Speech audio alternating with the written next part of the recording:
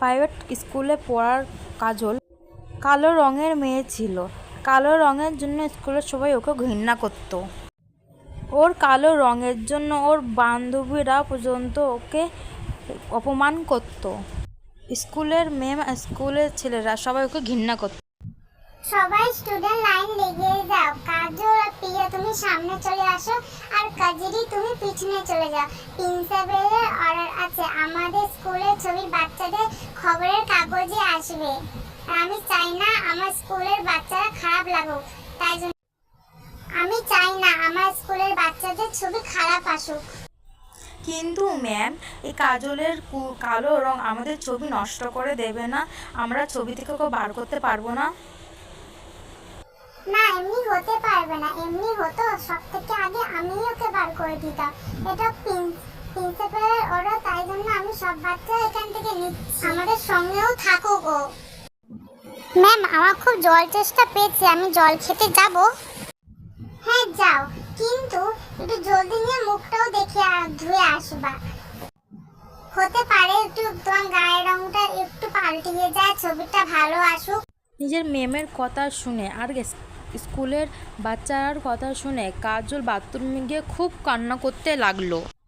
কাজলের মা বাবা সবজি বিক্রি করতো, সারাদিন ওই এখানেই থাকতো, কড়া রোদ্দুরের মধ্যে কাজ করতো। ওরা কীভাবে মুশকিলভাবে কষ্ট করে নিজের মেয়ের ইংলিশ মিডিয়াম স্কুলে টাকা দিত।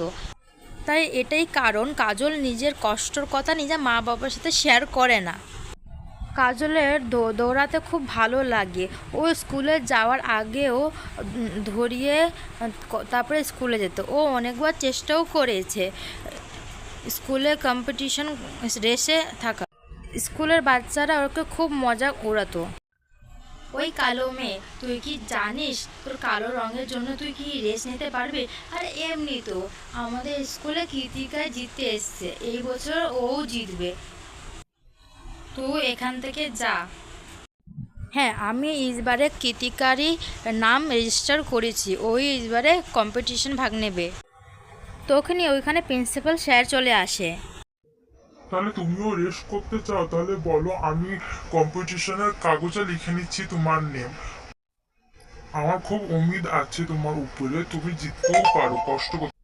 আর আজরা ম্যাম, কোনো স্টুডেন্টের নিজের গায়ের রং নিয়ে কোনো কথা তুলতে নেই। এটাই বলে প্রিন্সিপাল স্যার ওখান থেকে চলে যান। কিন্তু প্রিন্সিপালের কথা শুনে কৃতিকা ম্যাম আর রাজেশ পূজা মন খুব কষ্ট হয়ে যায় হিংসাতে। ও বাড়িতে গিয়ে নিজের মা বাবাকে কথাটাই বলল। দুদিন পর স্কুলের 10টা ছেলে মেয়ের ভাগ নিয়েছে রেসে। ফাইনাল রাউন্ডে কৃতিকার কাজল জেতে। খুব ভালো কৃতিকা, কাজল, তোমরা খুব ভালো রেস করেছো। আমি উম্মিদ করছি তুমি পরের সপ্তাহে তোমাদের দুজনের মধ্যে কেউ একজন জিতবাই। এবারে মনে হয় ওবার আমাদের স্কুলে পাবো, তোমরা খুব ভালো করে খেলো। এটাই বলে প্রিন্সিপাল এখান থেকে চলে যান। এই কালো মেয়েটার জন্য কিছু করতেই হবে আমাকে।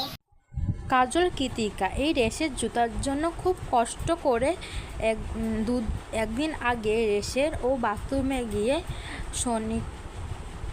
সনিকা ও ওষুধের ডিব্বায় কোনো ওষুধ মিশিয়ে দিয়েছিল। কাজল ওই ওষুধটা খেয়ে নিল। আপনারা কি জানতে চান কাজলের সাথে কী হয়েছে? তাহলে পার্ট 2তে আপনাদের সাথে দেখা হবে। আর ভিডিওটা ভালো লাগলে অবশ্যই লাইক, সাবস্ক্রাইব, বন্ধুর সাথে শেয়ার করুন। থ্যাংক ইউ, দেখা হচ্ছে পরের ভিডিওতে।